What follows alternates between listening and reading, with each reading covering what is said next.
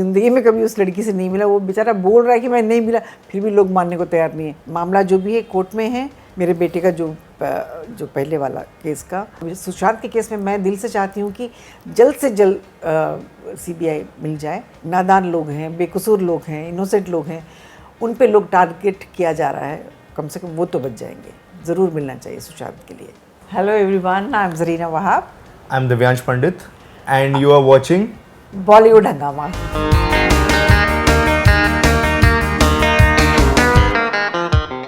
Thought. मैं खुद एक कश्मीरी हूँ एंड मेरे खुद के grand parents and a lot of cousins they have gone through a lot and a lot of people from far of they have actually, जिस तरह से उन्होंने 1990 से जिस तरह की ज़िंदगी जी है, इट्स अनबिलीवेबल। आज भी रेफ्यूजी कैंप्स हैं and more than that, I mean if not more than that, but something which was so important कि कश्मीर की जो छवि बनाई गई है एक कश्मीर की और हमारी सेना की इन कश्मीर, जिस तरह से पोर्ट्रे किया जा रहा है specially in international media and कुछ प्रोपेगेंडा चलाने वाले यहाँ भी हैं इंडिया में। आई थॉट दैट ये खाली वन साइडेड नैरेटिव चल रहा है एंड इसका दूसरा साइड जो कि फैक्ट है, असलियत है, वो दिखानी बहुत ज़रूरी है कि वहाँ आई am talking about the brain washed youth, I am talking about their is so much of talent in Kashmir, but because of the brain washed youth the kind of sponsored terrorism that is happening from across the border and how this entire thing is actually a loop. देखा जाए तो पूरा एक loop है, एक circle है। वो हमने एक जहान के कैरेक्टर, अगर आप फिल्म देखेंगे तो जहान के कैरेक्टर के थ्रू हमने शुरू किया और वहीं पर एंड किया है कि हमने गाना भी बनाया। सेमल निखिल ने बहुत कमाल का गाना बनाया है अलॉन्ग विद अपूर्व पालीवाल। ये जो जहां है खोया हुआ है, क्या ये सच है जो भी ये देखता है, ये एक सवाल रखा है और उसके थ्रू हमने ये चीज़ दर्शाई है। तो I think the whole idea was not just one thing but multiple things to tell about Kashmir, जिसे हम भारत का ताज, हेवन ऑन अर्थ कहते हैं। This was the major reason. These were the major reasons. Number two, if I have to highlight two things, one, the portrayal of Indian Army, the way it is happening across, and of course the genocide, one of the biggest genocides and the ethnic cleansing that happened with Kashmiri Pandits. बहुत अच्छा experience रहा है। जब इन्होंने कहानी मुझे बताई, मैंने कहा कि मैं करूँगी ज़रूर, क्योंकि इसमें माँ का कैरेक्टर जो है बहुत इम्पॉर्टेंट है, बहुत ही इम्पॉर्टेंट कैरेक्टर है।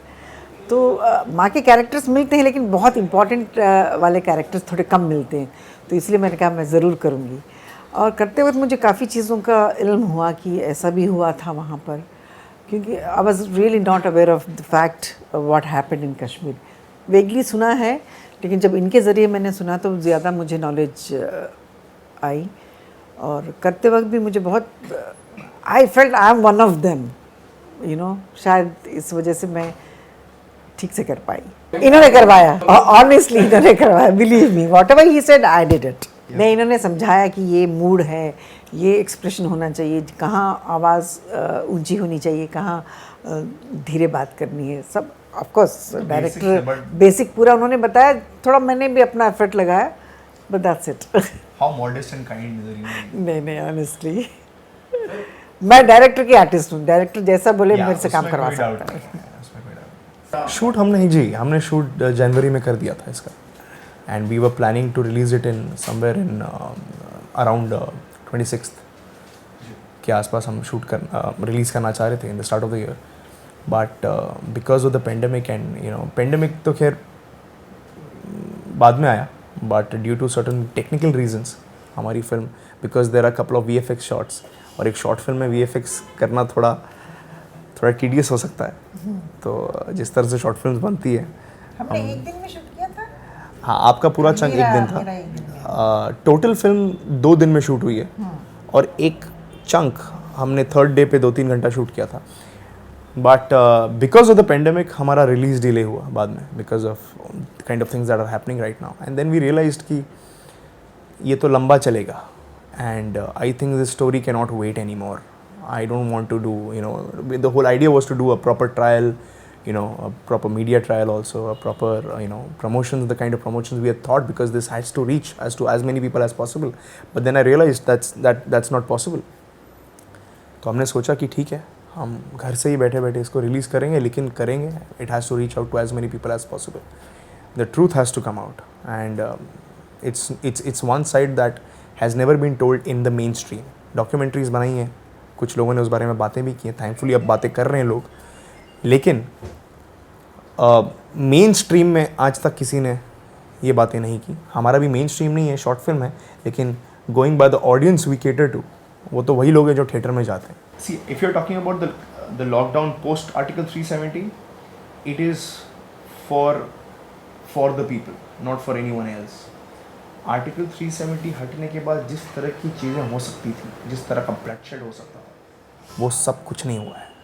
And the lockdown was for the safety of the people, and slowly lift भी हो रहा है, and it was a much needed thing there, उसमें कोई डाउट ही नहीं. And the way things are being handled, I think it's commendable. It's very, very, very well done. And slowly, after 370, we are hoping that things will get back to normal. Or get back to normal, I don't know कि last normal कब था, हमको तो याद भी नहीं है. But they should get normal. And वो कहता ना, एक दिन एक साथ हम लौटेंगे कश्मीर. नहीं, स्टोरी तो ऑफ कोर्स देखना पड़ता है. उसके बाद मेरा कैरेक्टर, मेरा रिलेशन क्या है मेरे बच्चों के साथ, और उस पर जैसे इमोशन एक बार पता चल जाए, मेरे मूवमेंट्स पता चल जाए बच्चों के साथ, मैं कोऑर्डिनेट विद देम, तो वो एक बार मैं बैठ के अपने आप, मैं ज़्यादा होमवर्क नहीं करती हूँ, और स्पॉन्टेनियस करना मुझे ज़्यादा अच्छा लगता है. हाँ, ये मैं मानता हूँ. हाँ, स्पॉन्टेनियस मैं करती हूँ जो भी है. मेरा एक बार अगर मैं कर लूँ, मेरा फर्स्ट टेक जो हो जाता है बस वही, लोगों को लगता है कि अरे फर्स्ट टेक इसने अच्छा दिया तो सेकंड टेक और भी अच्छा होगा. जितने टेक्स लेते जाएंगे मेरा उतना कैपेसिटी कम हो जाती है, लेकिन मेरा जो भी करती हूँ मैं पहले टेक में ही मेरा वो इतना नेचुरली आता है कि पहले में निकल आता है, नेचुरली आता है. कट के पहले और बाद में, जरीना मैम, कट के पहले बाद में टू डिफरेंट पीपल. वो जो आप क्लाइमैक्स की जो बात, जो क्लाइमैक्स में जो रिवीलिंग पॉइंट है, जो ट्विस्ट है, जिस तरह से मैम ने कट होता था, वो पूरा वन टेक है, वो पूरा monologue is one take. And अगर किसी को बिलीव नहीं होता तो मैं उसको सेपरेटली भी रिलीज करके बता सकता हूँ कि it was a one take shot.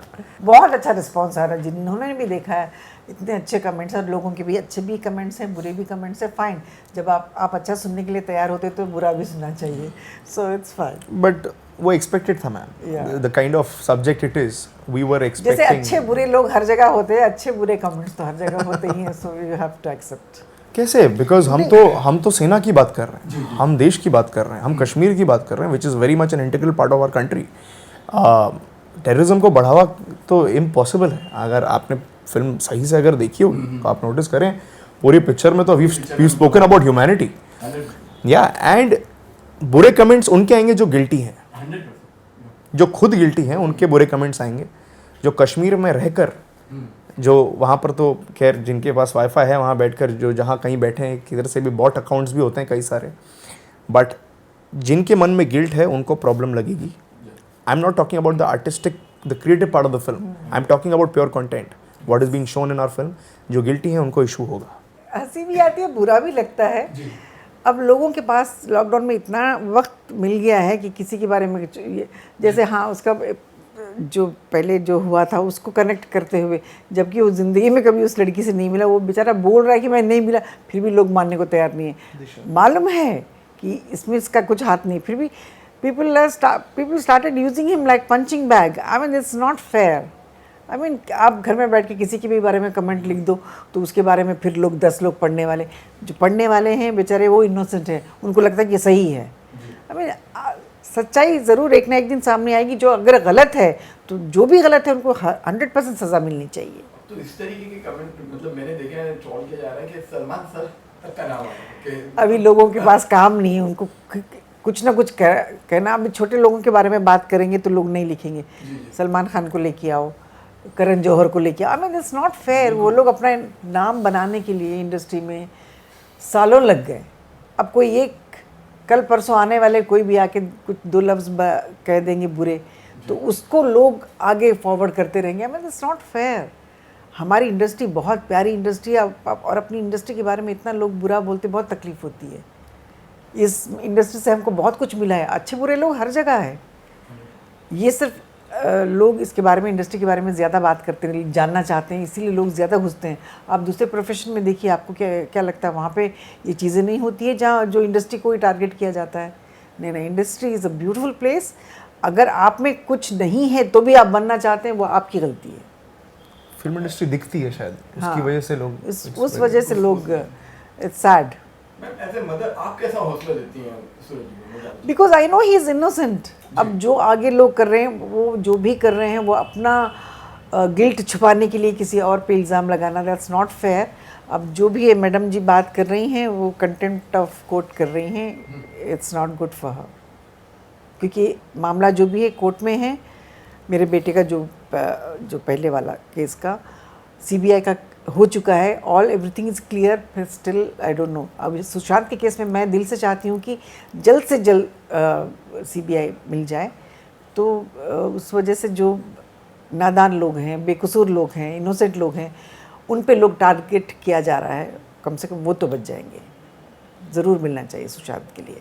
It's a beautiful film. इसमें पता चलेगा कि कश्मीर में क्या हो रहा था बहुत सारे लोगों को, मुझे खुद नहीं मालूम था। मेरे जैसे तो कई लोग हैं। मैं चाहती हूँ कि लोग देखें कि ऐसे ऐसे चीज़ों से गुजरे हैं। कभी हमको आके कह दे कि आप फ्लैट खाली करो, तो हम क्या करेंगे? वैसे आप उनको, लाखों लोगों को घर से निकाल दिया गया, अब बच्चों को लेके वो लोग सड़कों पे निकल गए। I mean it's very sad. तो निकाल दिया, मारा, रेप किया, हाँ। मैसेकर हुए, what not. And sadly it was, we are a secular country, sadly it was, वो बोलते हैं ना Kashmiriyat, we are actually questioning the term Kashmiriyat in this film. Kashmir died in 1999, you know, it मतलब आप किस कश्मीरियत की बात करते हैं? वो बोलती भी, ज़रीन इमाम का एक डायलॉग है कि तो किस कश्मीर की लड़ाई लड़ रहा है, यू नो, क्योंकि वो उन लोगों ने तो हथियार नहीं उठाया आज तक कभी। 4.5 लाख लोग तब थे, अब तो कितने हो गए? They chose education over terrorism, you know. So and it's not justified नहीं है जो हुआ, वो अलग बात है, but terrorism because of whatever reason it is not justified. हम सब की कहीं ना कहीं as Indians, as humans responsibility है, और ये फिल्म देखकर अपने अंदर का वो पार्ट जगाएं जो सोया हुआ है।